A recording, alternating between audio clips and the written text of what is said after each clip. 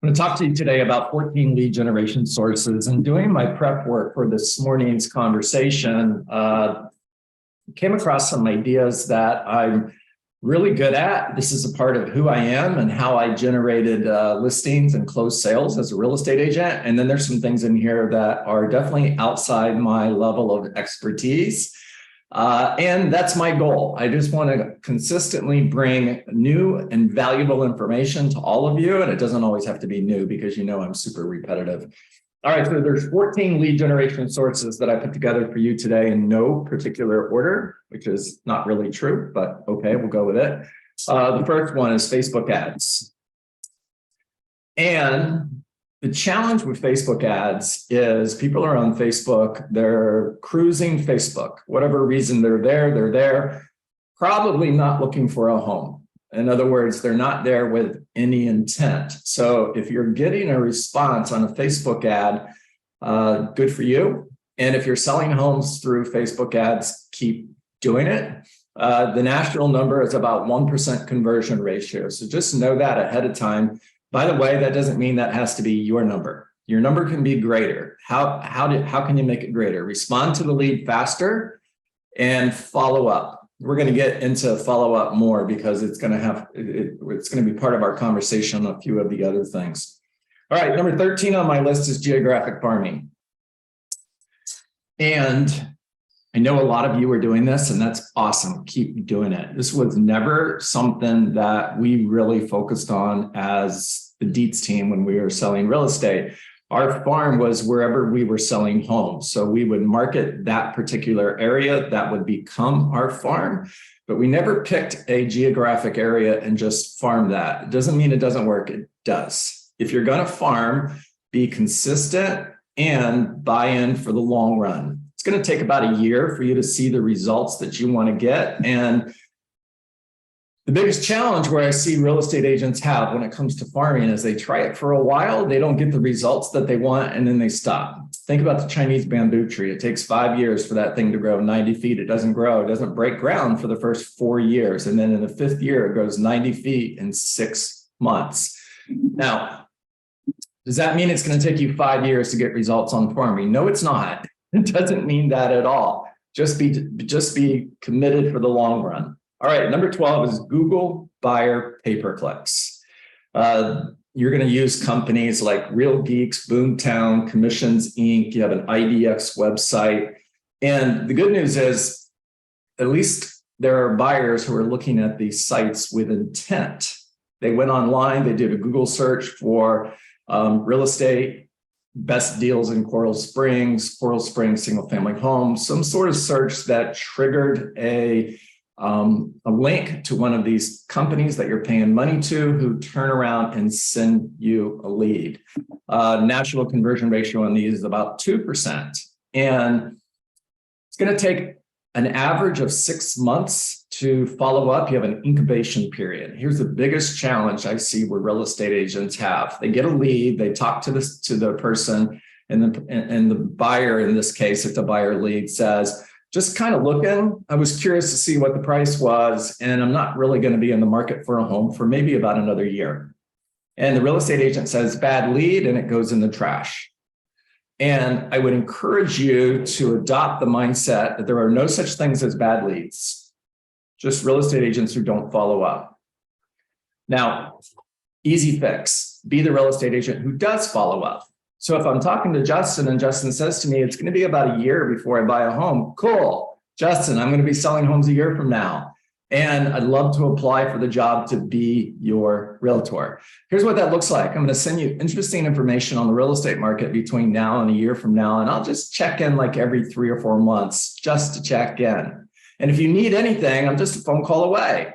Now you're following up with them over time, so that when they get ready, when they get serious, you've created emotional proximity and they're ready to buy.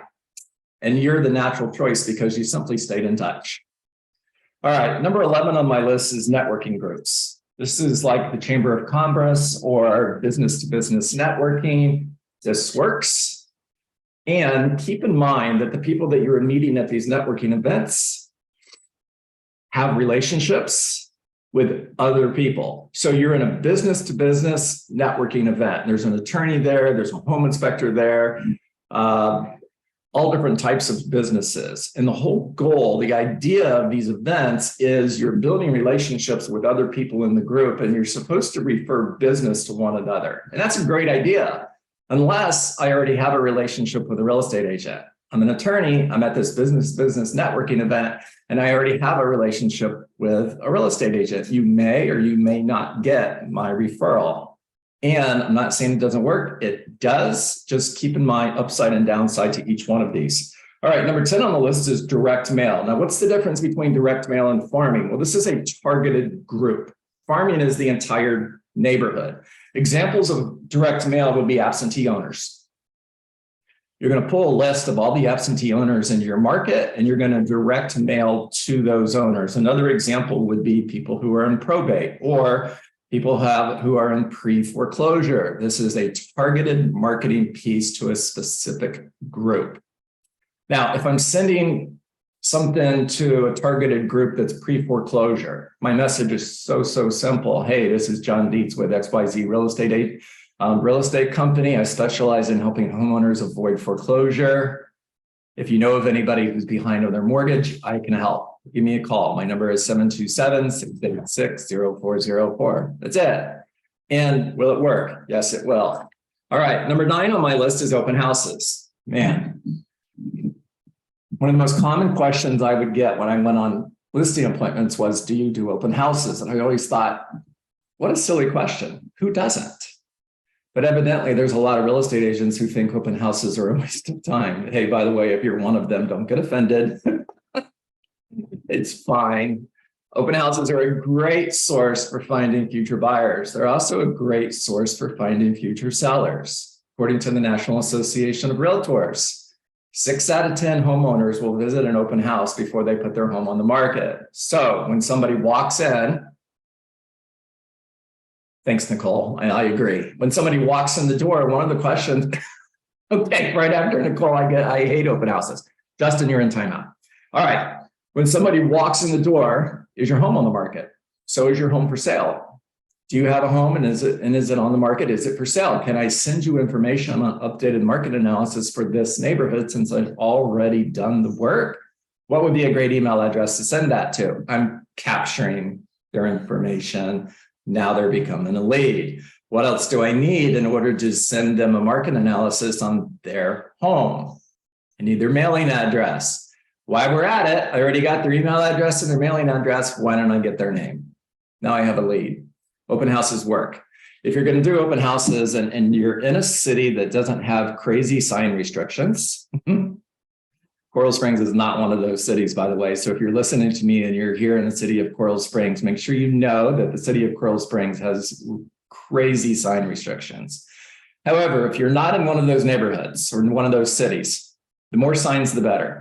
The more signs you use, the more people are seeing your name, your brand, your picture, your contact information. I would use anywhere from 15 to 20 open house signs on every single open house. Every single time. And then I moved to Coral Springs back in 2015. And I'm telling the agents to do this. And they're like, John, wait a minute. You know, I know you're new to Coral Springs, but that doesn't work here. All right. So number 8 on the list is organic content creation. But this is where I made the most notes, because this is an area that I can learn a lot about, even though I do this kind of subconsciously doing it. All right, so here's what you're doing, or maybe subconscious is not the right word. I'm doing it by accident. There we go. You're building a personal brand. Write it down. You're creating a social media following. People are following you on social media because of the organic content that you're creating. You're creating organic content. You're building expert authority. So when people see you in social media, they see you as the local economist of choice, as a strategic pricing professional, as the local expert. By the way, you want to be the local expert in everything, not just real estate. So for example, restaurants, best restaurants to eat at, top 5 restaurants in Miami. Miami's too big. Top 5 restaurants in Boca. sporting events, concerts, anything that's going on in your city, be the local expert. You're positioning yourself in the marketplace as the local expert. Okay, a couple key notes that I wrote down. It takes time to create a plan, to create content strategy. It takes time to create a plan, to create content strategy.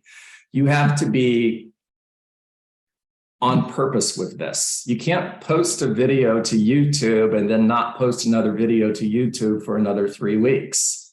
You've got to be intentional, and you've got to have a plan ahead of time for how you're going to create this content. Where do you do this? Facebook, Instagram, YouTube, LinkedIn, TikTok. So as I'm doing this morning, I'm thinking somebody's going to catch me because I'm going to mention something. I'm going to call it the wrong thing, like FaceTime or something like that. I think TikTok is right. It's one of the ones I haven't been on yet. All right, number 7 on my list is door knocking. If I'm being honest with you, which I'm being honest with you, this was not my favorite thing as a real estate agent. However, if I were to get back into production today, door knocking would be at the top of my list. Here's why. I'm having a coaching conversation with someone early this morning, 6:30 a.m. coaching call. Yeah. And I asked them, what's the one thing that you're not doing because you don't want to do it? That if you did do it, would have the greatest impact on your success. Now, for me, his answer wasn't door knocking. It was something else. For me, it would have been door knocking. And it's the one thing that I should do. Why? Because fewer people are doing it. Why? Because you have less competition. Why? Because a face-to-face conversation is better than a conversation on the phone. I can call you with John Dietz, XYZ real estate company. Reason for my call is one of your neighbors recently sold their home, which is great news. Challenge now is we still have buyers looking for a home like yours, and there's nothing on the market. Who do you know that might be thinking of selling their home in the next 6 months? Or I can knock on your door. Hi, my name is John Dietz. May I ask your name? Justin says, I'm Justin. Justin, nice to meet you. I'm a real estate agent with XYZ Real Estate. Okay. Same conversation, except it's face-to-face, and you're going to have more success face-to-face. So another reason why you should door knock. All right, number 6, cold calls. And when I say cold calls, I'm referring to back to circle prospecting. You are literally calling a neighborhood. These are not warm leads. These are cold leads. No, for sell by owners and expireds are not cold calls because they've raised their hand and said they want to sell their home. Circle prospecting in a neighborhood is a cold call. And 100%, this is something that you should be doing. Hey, Vito, John Dietz, you know the script. I'm not going to repeat it. And why do real estate agents not make cold calls? Oh my gosh, they make lots of excuses like I can't find their numbers. Okay, wait a minute. You got 200 people in this neighborhood. So you're telling me that you can't find the phone number for 200 people. No, that's not what I meant. I only found the phone number for like 50. I couldn't find it for the other 150. That's awesome. You have 50 people to call. But John, 30 of them are on the do not call list. Okay, cool. You got 20 people to call. Go find 5 more neighborhoods where you have 20 people to call, and now you have 100 people to call. Focus on what you can do, not on what you can't do. Focus on the solution, not the problem. All right. Bunny trail. Number 5, seller leads, pay-per-click through Google. All right. So here's how this works. You've got companies out there like Prime Seller Leads, Bold Leads, and these companies are paying for keywords so that if somebody sits down at their computer and they go on Google and they type in local listing agent, or they type how much is my home worth, that's triggering a lead to Prime Seller Leads, for example. Prime Seller Leads is sending you that as a lead. Now, this is a good lead because it's intentional. It's somebody who literally went on Google and said, local listing specialists, local listing agents, top listing agents in my market. It's triggering a lead. It's somebody who is intentional. They're thinking of selling their home. And on average, these leads are going to cost you between $15 and $20 a piece. And is that a good price? It depends. It depends on you. It depends on your budget. Would I do this if I was new to real estate? Heck, no. I would lead with revenue. I would get to a point where I'm making money before I'm spending money. And then when I do spend money, I play red light, green light, meaning spend money and then stop. Hold that money accountable before you spend more money. Make sure you're getting a return and then spend more money. And would I do this if I was in real estate today? I don't know. It wouldn't be my first choice. But there's a lot of you who are doing it and it works, so keep doing it. All right, number 4 on my list is property-specific buyer leads. Okay, this is things like Zillow, Realtor.com, OpCity, and it's a buyer who is going on Google and clicking, or they're going, I'm sorry, they're on a website and they're clicking on a property for sale. They're looking for more information on a property or on their own Google. Homes for sale in Coral Springs, Florida. And they click on a property and it creates a lead, and Zillow, Realtor.com, OpCity sends that lead to you. Again, this is a good lead. This is somebody who actually interested in that property. In some cases, they can connect that buyer directly to you. So you get a phone call directly from Zillow saying, we have a buyer on the line, blah, blah, blah. You schedule an appointment, you go show it, you put it on a contract, you sold it. Congratulations. And in most cases, you're paying a referral fee for this. How much is the referral fee? 20%, 25%, 30%? I think the answer is it depends. Would I do this? Yes, I absolutely would do this, especially if I had a team. If I had a team, part of my job is to create leads for those agents who are a part of my team. And I want to do that through my listings, through sign calls, through open houses, and also through pay-per-click. All right, number 3, that was number 4. Number 3, direct outbound prospecting. This is for sell by owners and expireds. This is circle prospecting. This is a target audience.